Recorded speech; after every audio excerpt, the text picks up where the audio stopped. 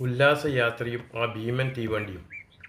നാരായണൻ മാഷ് ഹാജർ വിളിച്ചു കഴിഞ്ഞ് ഞങ്ങളെ നോക്കി പറഞ്ഞു, കുട്ടികളെ എല്ലാവരും ക്ലാസിൻ്റെ പുറത്ത് വരാന്തയിൽ പോയി നിൽക്കൂ. മാഷ് അത് പറഞ്ഞതും ഞങ്ങളുടെ മനസ്സിൽ ലഡുപൊട്ടി. പഠിപ്പില്ലെന്ന് മനസ്സിലായപ്പോൾ ഞങ്ങൾ തമ്മിൽ തമ്മിൽ നോക്കി ചിരിച്ചു. പുസ്തകവും സ്ലേറ്റും ബെഞ്ചിൽ വെച്ചിട്ട് ആരും ആരെയും തള്ളാതെ ഓരോരുത്തർക്കും ആദ്യം പുറത്തെത്താനുള്ള തിരക്കോടെ വരാന്തയിലേക്ക് ഓടി.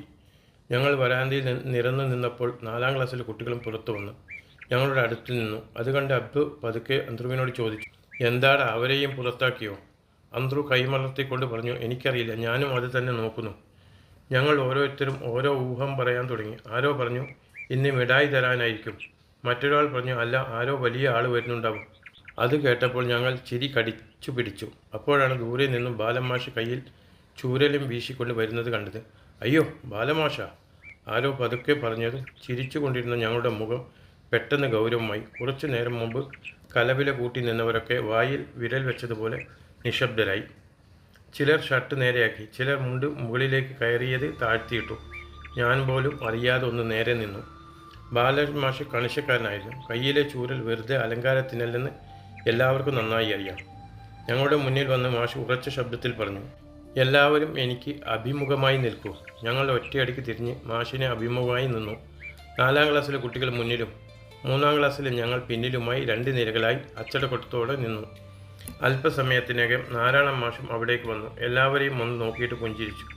ബാലൻ മാഷ് പറഞ്ഞു, കുട്ടികളെ, നാളെ അല്ല മറ്റന്നാൾ രാവിലെ കൃത്യം 7 മണിക്ക് എല്ലാവരും സ്കൂളിലേക്ക് എത്തണം. അത് കേട്ടതും ഞങ്ങൾ പരസ്പരം മുഖത്തോട് മുഖം നോക്കി. 7 മണിക്കോ? അത്രയും നേരത്തെ സ്കൂളിൽ വരാൻ പറയുന്നത് ആദ്യമായിട്ടായിരുന്നു. ഞങ്ങളുടെ മനസ്സിൽ ഒരുപാട് ചോദ്യങ്ങൾ ഉയർന്നു. എന്തിനായിരിക്കും? എന്തെങ്കിലും പ്രത്യേക പരിപാടിയുണ്ടോ? ആ ആകാംക്ഷയോടെ ഞങ്ങൾ ബാലൻ മാഷിൻ്റെ അടുത്ത വാക്കുകൾക്കായി കാതോർത്ത് നിന്നു. മാഷ് വീണ്ടും സംസാരിച്ചു തുടങ്ങി, കുട്ടികളെ, ശനിയാഴ്ചയാണ് നമ്മുടെ ഉല്ലാസയാത്ര. അതുകൊണ്ട് എല്ലാവരും രാവിലെ പോരുമ്പോൾ കയ്യിൽ 50 പൈസയോ 1 രൂപയോ കരുതണം. അവിടെ എന്തെങ്കിലും അത്യാവശ്യം വന്നാൽ കടയിൽ നിന്ന് മോര്, വെള്ളം, കരിമ്പ്, മിഠായി എന്നിവ വാങ്ങാൻ അത് ഉപകരിക്കും. അല്പനേരം നിർത്തിയിട്ട് മാഷ് തുടർന്നു, പക്ഷേ പൈസയുടെ പേരിൽ വീട്ടിൽ ചെന്ന് ആരും വീട്ടുകാരെ ശല്യപ്പെടുത്തരുത്. ആരെങ്കിലും ശല്യം ചെയ്തതായി ഞാൻ അറിഞ്ഞാൽ, അതും പറഞ്ഞ് ബാലൻ മാഷ് കയ്യിലുണ്ടായിരുന്ന ചൂരൽ വായുവിലൂടെ ഷ്വ എന്ന ശബ്ദത്തോടെ വീശി കാണിച്ചു. ഇതിൻ്റെ ചൂട് നന്നായി അറിയും. അത് കണ്ടത് ഞങ്ങൾ എല്ലാവരും മിണ്ടാതെയായി. ബാലൻ മാഷ് തുടർന്ന് പറഞ്ഞു, രാവിലെ കൃത്യം 7:30 തന്നെ നമ്മൾ ചെറുവത്തൂരിലേക്ക് പുറപ്പെടണം. 8:45 തീവണ്ടി സ്റ്റേഷനിൽ എത്തുന്നത്. അതിൻ്റെ സമയം ഞങ്ങൾ സ്റ്റേഷൻ മാഷുമായി സംസാരിച്ച് ഉറപ്പാക്കിയിട്ടുണ്ട്. ബാലൻ മാഷ് വീണ്ടും ഞങ്ങളെ നോക്കി പറഞ്ഞു, എല്ലാവരും നല്ല വൃത്തിയിലും വെടിപ്പിലും കുളിച്ച് നല്ല വസ്ത്രം ധരിച്ച് വരണം. ആരെങ്കിലും സമയം തെറ്റി വന്നാൽ അവരെ കൂട്ടുന്നതല്ല. പിന്നെ ശബ്ദം കുറച്ചുകൂടി ഉയർത്തി ചോദിച്ചു, മറക്കില്ലല്ലോ? മറക്കുമോ? ഞങ്ങൾ എല്ലാവരും ഒരേ സ്വരത്തിൽ ഉറക്കെ പറഞ്ഞു, മറക്കില്ല. അപ്പോൾ ബാലൻ മാഷ് നാരായണൻ മാഷ് നോക്കി ചോദിച്ചു, ഇനി എന്തെങ്കിലും പറയാനുണ്ടോ മാഷേ? നാരായണൻ മാഷ് പറഞ്ഞു, ഉണ്ട്. ഓരോരുത്തരും വീട്ടിൽ നിന്നും ഒരു നേരത്തേക്കുള്ള പ്രഭാത ഭക്ഷണം കരുതി വരണം. ബാലൻ മാഷ് തുടർന്നു, പിന്നെ മറ്റന്നാൾ രാവിലെ ഇതൊന്നും പറയാൻ സമയം കിട്ടില്ല. വെളുപ്പിന് തന്നെ നമ്മൾ പുറപ്പെടും. അതുകൊണ്ടാണ് ഇപ്പോഴേ നിങ്ങളെയെല്ലാം വിളിച്ചു പറഞ്ഞത്. എല്ലാവരും അച്ചടക്കം പാലിക്കണം. വരിവരിയായി നടക്കണം. ഞങ്ങൾ പറയുന്ന നിർദ്ദേശങ്ങൾ കൃത്യമായി അനുസരിക്കണം. അവിടെ ചെന്നാൽ അലസരായി അങ്ങോട്ടും ഇങ്ങോട്ടും നോക്കി നിൽക്കരുത്. കൂട്ടത്തിൽ നിന്ന് ആരും മാറി നടക്കരുത്. ആരുടെ ഭാഗത്തു നിന്നെങ്കിലും അങ്ങനെ എന്തെങ്കിലും ഉണ്ടായാൽ അവരെ ഞാൻ പ്രത്യേകം നോട്ട് ചെയ്ത് വയ്ക്കും. തിരിച്ചെത്തിയാൽ അവരുടെ തൊലി ഊരിക്കളയും. അത് കേട്ടതും ഞങ്ങൾ എല്ലാവരും ഒന്ന് ഞെട്ടി. കുറച്ചു മുമ്പ് കളിയും ചിരിയുമായി നിന്നിരുന്ന ഞങ്ങൾ ഇപ്പോൾ വായിൽ വിരൽ വെച്ചതുപോലെ നിശബ്ദരായി. അബ്ദു പതുക്കെ എന്നെ നോക്കി, ഞാനും അവനെ നോക്കി. ഒന്നും പറയാതെ തന്നെ 2 പേർക്കും കാര്യം മനസ്സിലായി. ബാലൻ മാഷ് ശബ്ദം ഒന്നുകൂടി കടുപ്പിച്ച് ചോദിച്ചു, മനസ്സിലായോ? മനസ്സിലായി. ഞങ്ങൾ എല്ലാവരും ഒരേ സ്വരത്തിൽ ഉറക്കെ പറഞ്ഞു. ഇനി മനസ്സിലാകാത്തവർ ആരെങ്കിലും ഉണ്ടെങ്കിൽ കൈപൊക്കൂ. കൈ പൊക്കിയാൽ ആദ്യം ചൂരൽ വീഴുക സ്വന്തം പുറത്തായിരിക്കുമെന്ന് എല്ലാവർക്കും അറിയാമായിരുന്നു. അതുകൊണ്ട് ഒരാളുടെ കൈ പോലും പൊങ്ങിയില്ല. മാഷിന് അതൊക്കെ അറിയാഞ്ഞിട്ടൊന്നുമല്ല, ഞങ്ങളെ ഒന്ന് പേടിപ്പിക്കാനും ഒരു പഞ്ച് ഡയലോഗ് അവിടെ ഇട്ടിട്ട് പോകാനുമായിരുന്നു ആ പറച്ചിൽ. അവസാനം ബാലൻ മാഷ് പറഞ്ഞു, എന്നാൽ എല്ലാവരും അവരവരുടെ ക്ലാസ്സിലേക്ക് പോയി ഇരിക്കൂ. ആ ഒരു വാക്ക് കേൾക്കാൻ തന്നെയായിരുന്നു ഞങ്ങൾ കാത്തുനിന്നത്.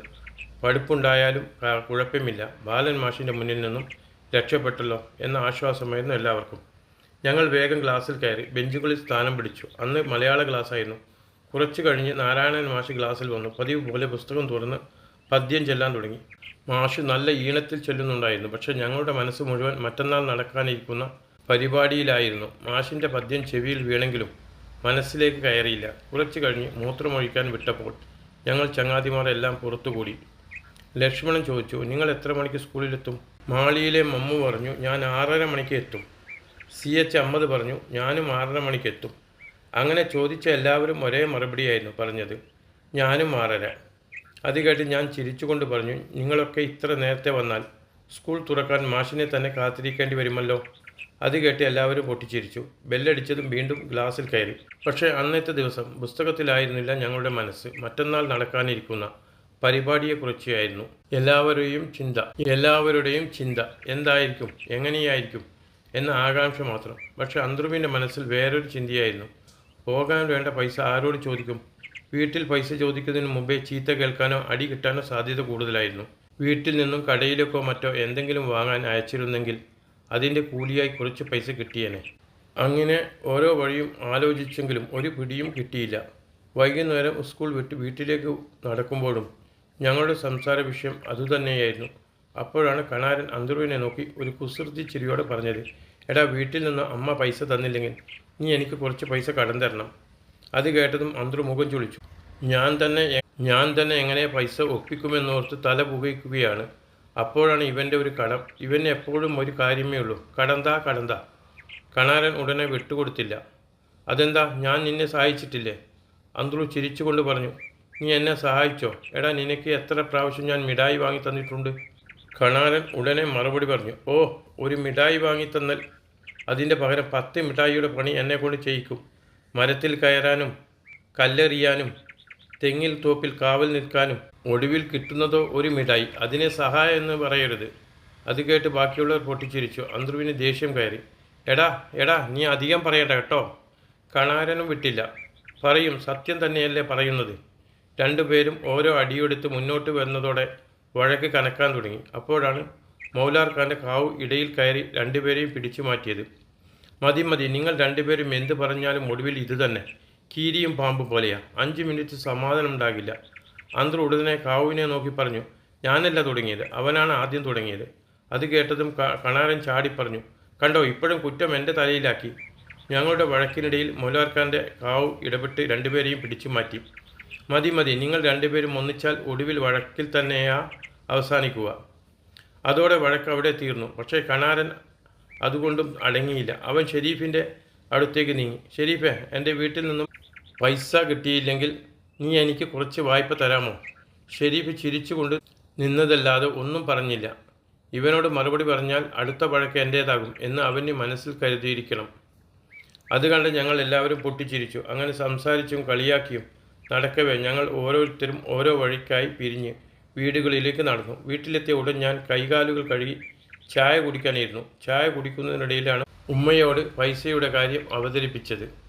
ഉമ്മേ, എനിക്ക് കുറച്ച് പൈസ വേണം. ഉമ്മ എന്നെ നോക്കി ചോദിച്ചു, എന്തിനാ? അന്തർ പറഞ്ഞു, ഞങ്ങൾ സ്കൂളിൽ നിന്നും ഉല്ലാസയാത്ര പോകുന്നുണ്ട്. ഉമ്മ കുറച്ചു നേരം ആലോചിച്ചിട്ട് പറഞ്ഞു, 10 പൈസ കൊണ്ടുപോയാൽ മതി, അത് തന്നെ ധാരാളമാണ്. എനിക്ക് അത് ഒട്ടും ഇഷ്ടപ്പെട്ടില്ല. ഉമ്മ, അതുകൊണ്ട് എന്താവാനാ? എല്ലാവരും ഓരോന്നൊക്കെ വാങ്ങി തിന്നുമ്പോൾ ഞാൻ അവരുടെ വായി നോക്കി ഉപ്പറി ഇറക്കിയിരിക്കേണ്ടി വരും. അത് കേട്ട് ഉമ്മ ചിരിച്ചു. നീ പോയി പരിപാടി കണ്ടുവന്നാൽ മതി, വയറു നിറയ്ക്കാനല്ലല്ലോ പോകുന്നത്. ഞാൻ വീണ്ടും കൊഞ്ചി. ഉമ്മ, പിന്നെ നല്ല കുപ്പായവും നല്ല നിക്കറും ഇട്ടുതരാൻ മാഷ് പറഞ്ഞിട്ടുണ്ട്. അതൊക്കെ ഞാൻ ശരിയാക്കി തരാം. ആ മറുപടി കേട്ടപ്പോൾ കുറച്ച് സമാധാനമായി. പക്ഷേ പൈസയുടെ കാര്യം അപ്പോഴും മനസ്സിൽ കിടന്ന് ഉരുളുകയാണ്. പിറ്റേന്ന് രാവിലെ 6 മണിക്ക് തന്നെ എഴുന്നേറ്റ് കുളിച്ച് ഉള്ളതിൽ നല്ല കുപ്പായവും നിക്കറും എടുത്തിട്ട് ഉമ്മ മുഖത്ത് പൗഡർ തേച്ച് തന്നു. ഉമ്മയോട് പൈസ ചോദിച്ചപ്പോൾ ഉമ്മ ഇടക്കണ്ണിട്ട് പറഞ്ഞു, അതാ ഉമ്മാമ്മനോട് ചോദിക്കൂ. ഉടനെ ഞാൻ ഉമ്മാമ്മയുടെ പിന്നാലെ ചെന്നു. ഉമ്മാമ്മേ, എനിക്ക് 1 രൂപ വേണം. ഉമ്മാമ്മ ചിരിച്ചുകൊണ്ട് അരക്കെട്ടിൽ കെട്ടിവെച്ചിരുന്ന ചെറിയ തുണിപ്പതി അഴിച്ചു. അതിൽ നിന്നും 60 പൈസ എടുത്ത് എൻ്റെ കയ്യിൽ വെച്ച് തന്നു. അത് വാങ്ങിയ ഞാൻ വീണ്ടും ചോദിച്ചു, ഉമ്മാമ്മേ, 1 രൂപ താ. ഉമ്മാമ്മ എൻ്റെ തലയിലൂടെ താഴോടിക്കൊണ്ട് പറഞ്ഞു, മോനെ, എൻ്റെ കയ്യിലാകെ ഇത്രയേ ഉള്ളൂ, ഇതും കൊണ്ടുപോ. ഇനി വൈകും, വേഗം എഴുത്തിന് പോ. വൈകിയാൽ മേസ്റ്ററുടെ കയ്യിൽ നിന്നും തല്ല് കിട്ടും. വേഗം പോകാൻ നോക്ക്. ഞാൻ നേരെ വലിയുമ്മയുടെ മുറിയിലേക്കാണ് ഓടിയത്. അകത്ത് ചെന്നപ്പോൾ വല്യുമ്മ എന്തോ കുനിഞ്ഞു നിന്ന് തിരയുകയാണ്. എന്താ വല്യുമ്മേ, എന്താ തിരയുന്നത്? വലിയമ്മ തലപൊക്കി എന്നെ നോക്കി പറഞ്ഞു, എടാ, എൻ്റെ ഒരു മെതിയടി കാണുന്നില്ല. അത് തന്നെ തിരിയുകയാണ്. അത് കേട്ടതും എനിക്കൊരു കാര്യം മനസ്സിലായി. ഇപ്പോൾ വലിയുമ്മയെ നന്നായി സഹായിച്ചാൽ ഒരു പക്ഷേ കുറച്ച് പൈസ കയ്യിൽ വീഴും. ആ പ്രതീക്ഷയിൽ ഞാൻ വലിയുമ്മയുടെ കൂടെ മുറി മുഴുവൻ തിരച്ചിൽ തുടങ്ങി. കട്ടിലിൻ്റെ അടിയിലും നോക്കി, പെട്ടിയുടെ പിന്നിലും നോക്കി, വാതിലിൻ്റെ മൂലയിലും നോക്കി. മെതിയടി മാത്രം കണ്ടില്ല. അപ്പോൾ ഞാൻ മനസ്സിൽ പറഞ്ഞു, ദൈവമേ, മെതിയടി കിട്ടിയില്ലെങ്കിലും എനിക്ക് പൈസ കിട്ടണം. ഇല്ലെങ്കിൽ ഇത്രയും കഷ്ടപ്പെട്ട് തിരിഞ്ഞതിന് കൂലി പോലും കിട്ടില്ല. പത്തായത്തിനടിയിലേക്കൊന്ന് കുനിഞ്ഞു നോക്കിയപ്പോഴാണ് വല്യമ്മയുടെ മെതിയടി എൻ്റെ കണ്ണിൽപ്പെട്ടത്. വലിയമ്മ, ഇവിടെയുണ്ട് നിങ്ങളുടെ മെതിയടി. ഞാൻ പുറത്തേക്കോടി ഒരു നീളൻ വടി എടുത്തുകൊണ്ടുവന്നു. അതുകൊണ്ട് മെതിയടി പതുക്കെ പുറത്തേക്ക് വലിച്ചെടുത്തു. വലിയമ്മയുടെ കയ്യിൽ കൊടുത്തു. മെതിയടി കിട്ടിയ സന്തോഷത്തിൽ വലിയമ്മയുടെ മുഖം വിടർന്നു. അപ്പോഴാണ് ഞാൻ പതുക്കെ എൻ്റെ കാര്യം അവതരിപ്പിച്ചത്. വലിയമ്മ, എനിക്ക് കുറച്ച് പൈസ വേണം. എന്തിനാടാ മോനെ? ഞാൻ പറഞ്ഞു, ഉല്ലാസയാത്രയ്ക്ക് ആഫീസിലേക്ക് പോകുന്നു. ഉല്ലാസയാത്ര എന്ന വാക്ക് കേട്ടപ്പോൾ വലിയുമ്മയ്ക്ക് ഒന്നും മനസ്സിലായില്ല. എന്താ പറഞ്ഞത്? എവിടേക്കാ പോകുന്നത്? ഞാൻ ചിരിച്ചുകൊണ്ട് പറഞ്ഞു, സ്കൂളിൽ നിന്നും ഞങ്ങളെ ചുറ്റിക്കാണിക്കാൻ കൊണ്ടുപോകുന്നുണ്ട് എന്ന്. ഓ, അതാണോ? വലിയമ്മ ഒന്ന് ആലോചിച്ചിട്ട് പറഞ്ഞു, എൻ്റെ കയ്യിൽ എവിടെയാ മോനെ പൈസ? ഞാൻ അവിടെ നിന്ന് അനങ്ങിയില്ല. മുഖത്ത് കുറച്ച് സങ്കടം വരുത്തി വലിയമ്മയെ നോക്കി നിന്നു. ഒന്നും മിണ്ടാതെയുള്ള ആ നിൽപ്പ് തന്നെ ഒരു സോപ്പിടലായിരുന്നു. അത് കണ്ട വല്യമ്മ ചിരിച്ചുകൊണ്ട് പറഞ്ഞു, ഇവൻ ഇങ്ങനെ നിന്നാൽ പൈസ കൊടുക്കാതെ ഇവിടുന്ന് പോകില്ല. വല്യമ്മയും ചിരിച്ചു. അതെ, ഇവൻ്റെ നിൽപ്പ് കണ്ടാൽ തന്നെ കാര്യം മനസ്സിലാകും. അങ്ങനെ പറഞ്ഞുകൊണ്ട് വല്യമ്മ അരയിൽ കെട്ടിവെച്ചിരുന്ന ചെറിയ തുണിസഞ്ചി അഴിച്ചു. അതിൽ നിന്നും 30 പൈസ എടുത്ത് എൻ്റെ കയ്യിൽ വെച്ച് തന്നു. ഇതാ, ഇനി സന്തോഷമായില്ലേ? വേഗം എഴുത്തിന് പോയിക്കോ. ആ 30 പൈസ കൂടി കയ്യിൽ കിട്ടിയപ്പോൾ എൻ്റെ സന്തോഷത്തിന് അതിരില്ലായിരുന്നു. ഉമ്മ തന്ന 10 പൈസ, ഉമ്മാമ തന്ന 60 പൈസ, ഇപ്പോൾ വല്യമ്മ തന്ന 30 പൈസ. കണക്ക് കൂട്ടിയപ്പോൾ കൃത്യം 1 രൂപ. ആ 1 രൂപ അന്ന് എനിക്ക് വലിയൊരു നിധി കിട്ടിയതുപോലെയായിരുന്നു. ആ വലിയ ഗമ്മയിൽ ഞാൻ സ്കൂളിലേക്ക് നടന്നു. വഴിയിൽ വെച്ച് കണാരനെ കണ്ടു. മിനിഞ്ഞാന്ന് അവനോട് വഴക്കുണ്ടായിരുന്നത് കൊണ്ട് ഞാൻ കണ്ട ഭാവം പോലും നടിച്ചില്ല. തലയുയർത്തിപ്പിടിച്ച് അവനെ കാണാത്തതുപോലെ നടന്നു. പിന്നിൽ നിന്നും അവൻ ഉറക്കെ വിളിച്ചു, ഏയ് അന്ത്രു, നിൽക്കപ്പാ, ഞാനും വരുന്നുണ്ട്. ഞാൻ 2 അടി കൂടി നടന്നു. പക്ഷെ എന്തോ ആരോ കാലിൽ പിടിച്ചു നിർത്തിയതുപോലെ ഞാൻ നിന്നുപോയി. ഓടിക്കിതച്ച് കണാരൻ എൻ്റെ അടുത്തെത്തി. എന്താടാ, എന്നോട് ഇപ്പോഴും ചൊടിയാണോ? ഞാൻ ചിരിച്ചുകൊണ്ട് പറഞ്ഞു, എനിക്ക് ആരോടും ചൊടിയില്ല. അത് കേട്ടതും കണാരൻ്റെ മുഖം വിടർന്നു. അങ്ങനെയെങ്കിലും മതി. പിന്നെ ഞങ്ങൾ 2 പേരും ഒന്നും സംഭവിക്കാത്തതുപോലെ വർത്തമാനം പറഞ്ഞ് നടന്നു. കുറച്ചു ദൂരം ചെന്നപ്പോൾ അബ്ദുവും ലക്ഷ്മണും ഷെരീഫും മാളിയിലെ മുഹമ്മദും CH അഹമ്മദും ഓരോരുത്തരായി ഞങ്ങളുടെ കൂടെ ചേർന്നു. അങ്ങനെ ചിരിച്ചും കളിയാക്കിയും ഞങ്ങൾ സ്കൂൾ ലക്ഷ്യം വെച്ച് നടന്നു. സ്കൂൾ എത്തുന്നതിന് മുമ്പേ കുറേ കുട്ടികൾ വന്നു കഴിഞ്ഞിരുന്നു. ഓരോരുത്തരും കൂട്ടുകാരെ അന്വേഷിച്ച് ഓരോ കൂട്ടമായി നിന്ന് വർത്തമാനം പറയുകയാണ്. ചിലരുടെ കയ്യിൽ ചെറിയ തുണിസഞ്ചി, ചിലരുടെ കയ്യിൽ പൊതിഞ്ഞ പ്രഭാത ഭക്ഷണം. എല്ലാവരുടെയും മുഖത്ത് ഒരേയൊരു സന്തോഷം. അന്നത്തെ ദിവസം പഠിക്കാനല്ല, ഒരു പ്രത്യേക പരിപാടിക്കാണ് പോകുന്നത് എന്ന ആവേശം. കുറച്ചു നേരം കഴിഞ്ഞപ്പോൾ എല്ലാവരും എത്തിച്ചേർന്നു. അപ്പോഴാണ് നാരായണൻ മാഷും ബാലൻ മാഷും ഞങ്ങളുടെ അടുത്തേക്ക് വന്നത്. ബാലൻ മാഷ് ഉറക്കെ പറഞ്ഞു, എല്ലാവരും വരിവരിയായി നിൽക്കൂ. പെൺകുട്ടികൾ ഒരു വശത്തും ആൺകുട്ടികൾ മറുവശത്തും. ഉയരം കുറഞ്ഞവർ മുന്നിലും ഉയരം കൂടിയവർ പിന്നിലുമായി നിൽക്കണം. അത് കേട്ടതും ഞങ്ങൾ ഓരോരുത്തരും സ്ഥാനം പിടിക്കാൻ തുടങ്ങി. ചിലർ മുന്നിലേക്ക് കയറാൻ നോക്കി, ചിലർ പിന്നിലേക്ക് മാറി നിന്നു. അത് കണ്ട മാഷ് ചിരിച്ചുകൊണ്ട് പറഞ്ഞു, ഉയരം കൂടിയവർ മുന്നിൽ നിന്നാൽ പിന്നിലുള്ളവർക്ക് നിങ്ങളെ അല്ലാതെ വേറെ ഒന്നും കാണാൻ പറ്റില്ല. അതും കേട്ട് എല്ലാവരും പൊട്ടിച്ചിരിച്ചു. മാഷ ഓരോരുത്തരെയും നോക്കി കുറച്ചു പേരെ അങ്ങോട്ടും ഇങ്ങോട്ടും മാറ്റി നിർത്തി. ഒടുവിൽ 2 നിരകളും വൃത്തിയായി. എല്ലാവരെയും ഒന്ന് നോക്കിയിട്ട് നാരായണൻ മാഷ് ചോദിച്ചു, എല്ലാവരും എത്തിയില്ലേ? അതിന് മറുപടി പറയുന്നതിന് മുമ്പേ ഒരു ആൺകുട്ടിയെയും ഒരു പെൺകുട്ടിയെയും മാഷ് മുന്നോട്ടേക്ക് വിളിച്ചു. നിങ്ങൾ 2 പേരും ഓരോ നിരയും എണ്ണി നോക്കൂ. ആൺകുട്ടികളെ നിരയും പെൺകുട്ടികളെ നിരയും ശ്രദ്ധയോടെ എണ്ണിക്കഴിഞ്ഞ് അവർ ഒരുമിച്ച് പറഞ്ഞു, മാഷേ, ആകെ 47 കുട്ടികളുണ്ട്. മാഷ് ചിരിച്ചുകൊണ്ട് ചോദിച്ചു, നിങ്ങൾ 2 പേരെയും കൂട്ടിയോ? 2 പേരും ഒരുമിച്ച് പറഞ്ഞു, ഇല്ല മാഷേ. അപ്പോൾ നിങ്ങൾ 2 പേരും വരുന്നില്ലേ? അത് കേട്ടതും എല്ലാവരും പൊട്ടിച്ചിരിച്ചു. 2 പേരും തലകുനിച്ച് നാണിച്ചു നിന്നു. മാഷ് വീണ്ടും ചിരിച്ചുകൊണ്ട് പറഞ്ഞു, എണ്ണുമ്പോൾ ആദ്യം സ്വയം എണ്ണാൻ പഠിക്കണം. അതിനുശേഷം മാഷ് കണക്കുകൂട്ടി പറഞ്ഞു, 47 കുട്ടികൾ. ഞങ്ങൾ 2 പേർ മാഷന്മാർ, ആകെ 51 പേർ. ബാലൻ മാഷ് മുന്നിലും നാരായണൻ മാഷ് നടുവിലുമായി ഞങ്ങൾ വരിവരിയായി നടന്നു തുടങ്ങി. സ്കൂളിൽ നിന്നും പത്തായിയുടെ വീടിൻ്റെ അരികിലൂടെയുള്ള വഴി ഇറങ്ങി അവിടെ നിന്ന് അന്ത്രുവിൻ്റെ വീടിൻ്റെ പിന്നാമ്പുറത്തു കൂടി നടന്ന് മോലാക്കിയുടെ ഇടവഴിയിലൂടെ മുന്നോട്ട് നീങ്ങി. പിന്നെ നേരെ പയ്യങ്കിയിലെത്തി. പയ്യങ്കിയിൽ നിന്നും ഞങ്ങൾ നടന്ന് ഉച്ചൂളിക്കുന്നിൻ്റെ അടുത്തെത്തി. അപ്പോൾ ബാലൻ മാഷ് പറഞ്ഞു, കുട്ടികളെ, കുറച്ചു സമയം ഇവിടെ നിൽക്കൂ, അല്പം വിശ്രമിച്ചോളൂ. ഞങ്ങൾ ആകാംക്ഷയോടെ പരിസരം നോക്കി നിന്നു. അപ്പോൾ കൊടക്കാരൻ മമ്മദ്ക്ക 2 കാലും നീട്ടി കുട തുന്നുകയാണ്. കോരനും പൊക്കനും അതുവഴി നടന്നു പോകുമ്പോൾ മാഷെ കണ്ട് ഭയത്തോടുകൂടി ഒരു പുഞ്ചിരി പാസാക്കി നടന്നു നീങ്ങി. ഞങ്ങളെ അറിയാമെങ്കിലും മാഷ് ഉണ്ടായതുകൊണ്ട് ഞങ്ങളെ നോക്കുക പോലും ചെയ്തില്ല. പരിസരം മുഴുവൻ വിജനമാണ്. അല്പസമയം കഴിഞ്ഞപ്പോൾ വീണ്ടും യാത്ര തുടർന്നു. കുറച്ചുകൂടി നടന്നപ്പോൾ ഞങ്ങൾ ആപ്പീസിലെത്തി. അതായിരുന്നു ഞങ്ങളുടെ നാട്ടിൻ്റെ റെയിൽവേ സ്റ്റേഷൻ. അന്ന് അതിനെ എല്ലാവരും സ്നേഹത്തോടെ ആപ്പീസ് എന്നായിരുന്നു വിളിച്ചിരുന്നത്. സ്റ്റേഷൻ്റെ മുന്നിലെത്തിയപ്പോൾ ബാലൻ മാഷ് നാരായണൻ മാഷെ നോക്കി പറഞ്ഞു, കുട്ടികൾ ഇവിടെ നിൽക്കട്ടെ, നമുക്ക് അകത്ത് പോയിട്ട് വരാം. 2 മാഷന്മാരും സ്റ്റേഷൻ ഓഫീസിലേക്ക് കയറി. ഞങ്ങൾ പുറത്തുനിന്ന് ചുറ്റുപാടെല്ലാം കൗതുകത്തോടെ നോക്കി നിന്നു. ജീവിതത്തിൽ ആദ്യമായാണ് പലരും റെയിൽവേ സ്റ്റേഷൻ കാണുന്നത്. കുറച്ചു നേരം കഴിഞ്ഞപ്പോൾ മാഷന്മാർ അകത്തുനിന്നും കൈകാണിച്ച് വിളിച്ചു, വരൂ, എല്ലാവരും വരിവരിയായി വരൂ. ഞങ്ങൾ അച്ചടക്കത്തോടെ അകത്തേക്ക് ചെന്നു.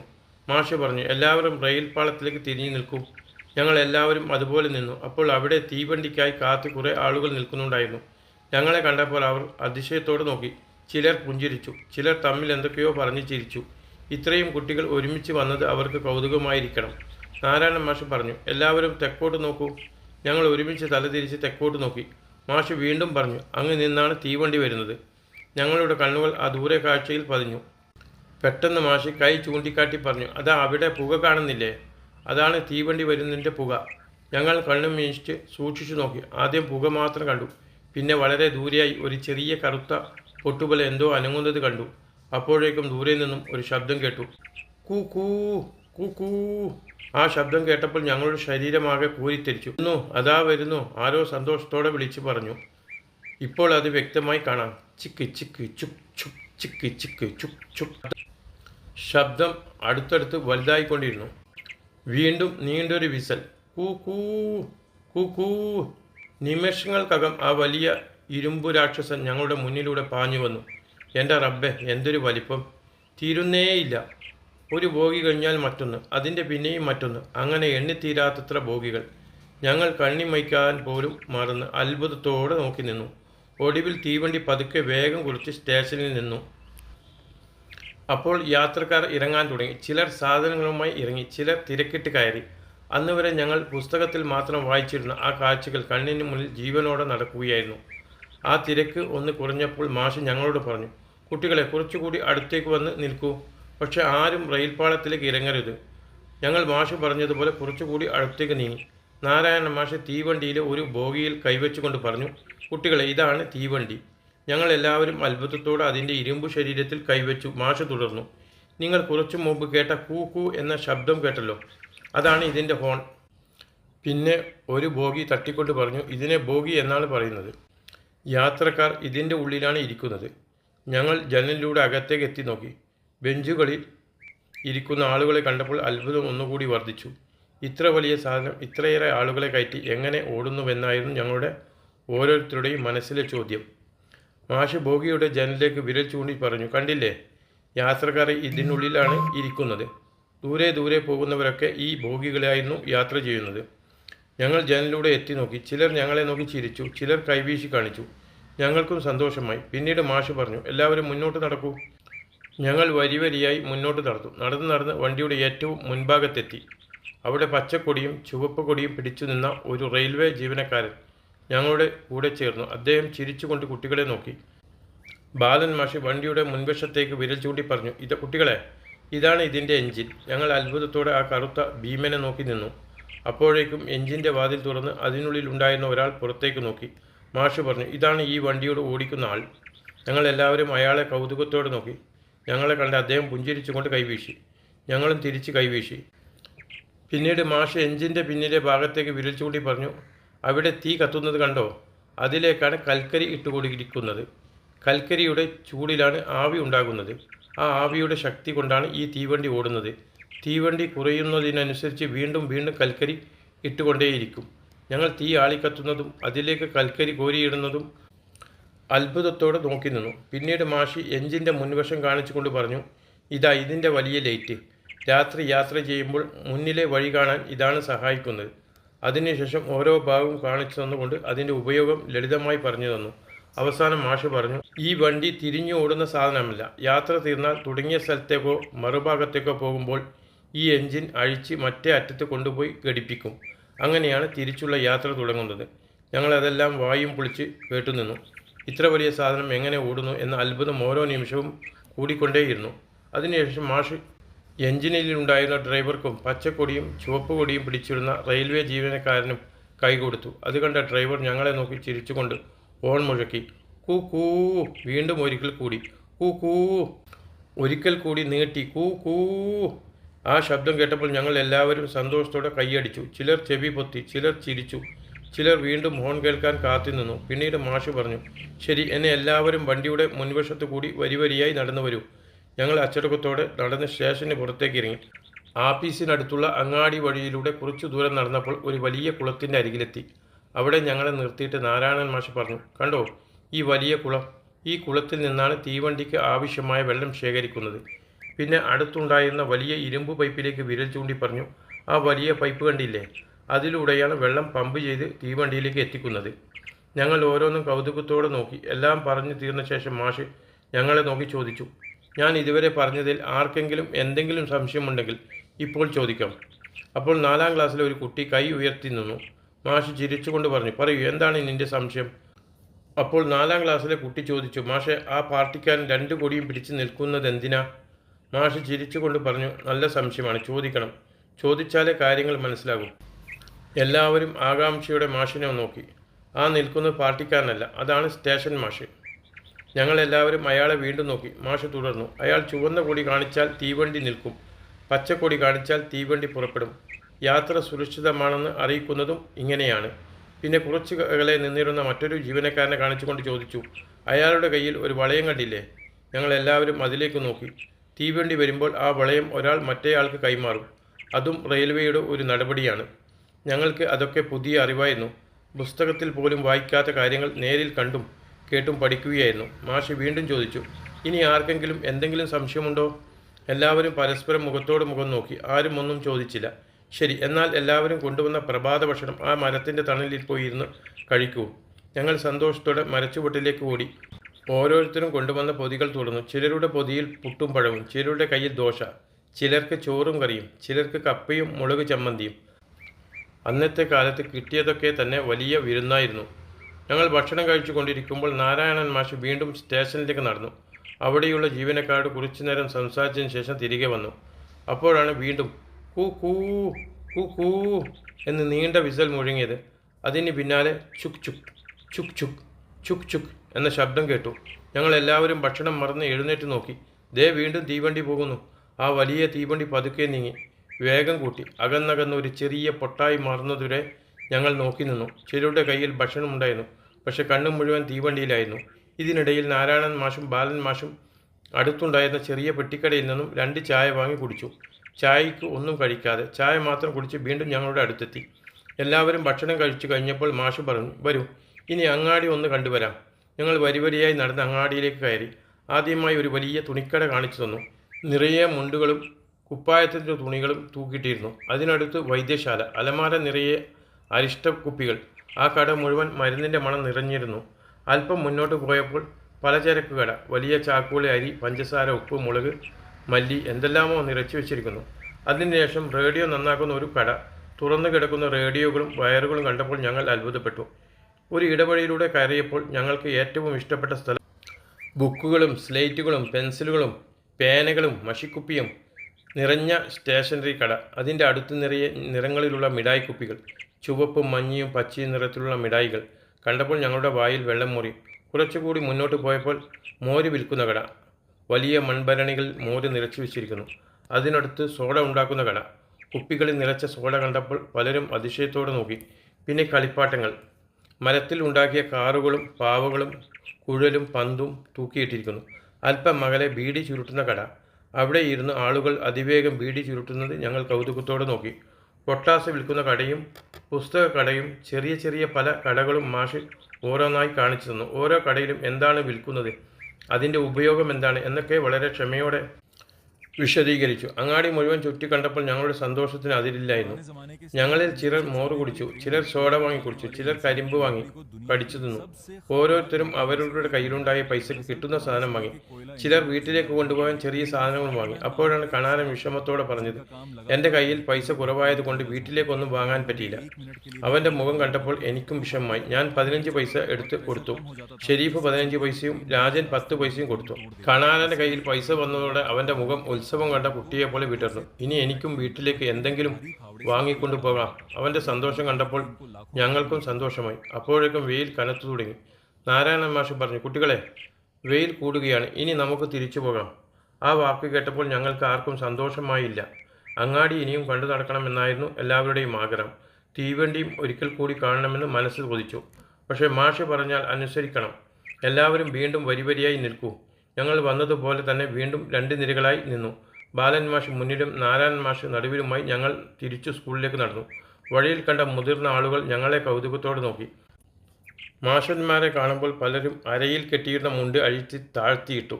ബഹുമാനത്തോടെ മാറി നിന്നു. അന്നത്തെ കാലത്ത് അധ്യാപകർക്ക് ജനങ്ങൾ നൽകിയിരുന്ന ആദരവ് കണ്ടപ്പോൾ ഞങ്ങൾക്കും അഭിമാനം തോന്നി. മാഷ് എല്ലാവരെയും പുഞ്ചിരിയോടെ നോക്കി.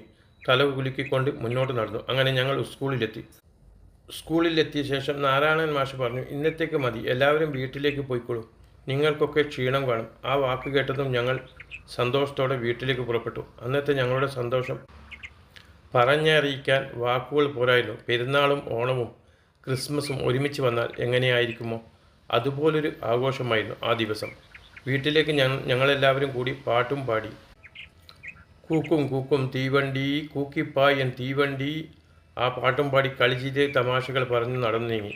വീട്ടിലേക്കുള്ള വഴിയൊട്ടാകെ ഞങ്ങൾ കണ്ട കാഴ്ചകളെക്കുറിച്ചുള്ള സംസാരമായിരുന്നു. വീട്ടിലെത്തിയ ഉടൻ എല്ലാവരോടും മത്സരിച്ചാണ് വിശേഷങ്ങൾ പറയാൻ തുടങ്ങിയത്. ഞങ്ങൾ ആഫീസിൽ പോയി. വലിയ തീവണ്ടി കണ്ടു, അതിൻ്റെ എൻജിൻ കണ്ടു, അതിനുള്ളിൽ ആളുകൾ ഇരിക്കുന്നതും കണ്ടു. തീവണ്ടിക്ക് വെള്ളം നിറയ്ക്കുന്ന വലിയ പൈപ്പും കണ്ടു. ഓരോരുത്തരും കുറച്ച് പൊങ്ങച്ചമ്പും കുറച്ച് കൂട്ടലും കുറച്ച് കുറയ്ക്കലുമായി കഥ പറഞ്ഞു. ഉമ്മാമ ഇങ്ങോട്ട് നോക്ക്, ആ തീവണ്ടി നിങ്ങൾ കണ്ടില്ലെങ്കിൽ ബോധം കെട്ട് വീഴുമായിരുന്നു. അത്രയും വലുതാണ്. യോ അല്ല, എത്ര വലുത്. ഞങ്ങൾ പറഞ്ഞ ഓരോ കാര്യവും വീട്ടിലവർ അത്ഭുതത്തോടെ കേട്ടിരുന്നു. അതിനുശേഷം ദിവസങ്ങളോളം ഞങ്ങളുടെ സംസാര വിഷയം അതൊന്നു മാത്രമായിരുന്നു. സ്കൂളിലെ കൂട്ടുകാർ ഒത്തുകൂടുമ്പോഴെല്ലാം വീണ്ടും വീണ്ടും അതേ ഓർമ്മകൾ പറഞ്ഞ് ചിരിക്കുമായിരുന്നു. അങ്ങനെ ആ വർഷത്തെ സ്കൂളിലെ ചുറ്റിക്കാണൽ യാത്ര അവസാനിച്ചു. അന്ത്രുവിൻ്റെ കൂട്ടുകാരുടെയും ജീവിതത്തിലെ ആദ്യത്തെ സ്കൂൾ യാത്ര, ആദ്യമായി കണ്ട ആപ്പീസ്, ആദ്യമായി കണ്ട ആ ഭീമൻ തീവണ്ടി, അങ്ങാടിയിലെ കാഴ്ചകളും അന്നത്തെ കുഞ്ഞു മനസ്സിലെ അത്ഭുതങ്ങളൊന്നും ഇന്നും ഓർമ്മയിൽ മായാതെ കിടക്കുന്നു. ശുഭം. കഥ ഇഷ്ടപ്പെട്ടെങ്കിൽ സബ്സ്ക്രൈബ് ചെയ്യുക. ഒന്ന് ബെല്ലൈക്കണും അമർത്തണേ. ഉല്ലാസയാത്രയും ആ ഭീമൻ തീവണ്ടിയും.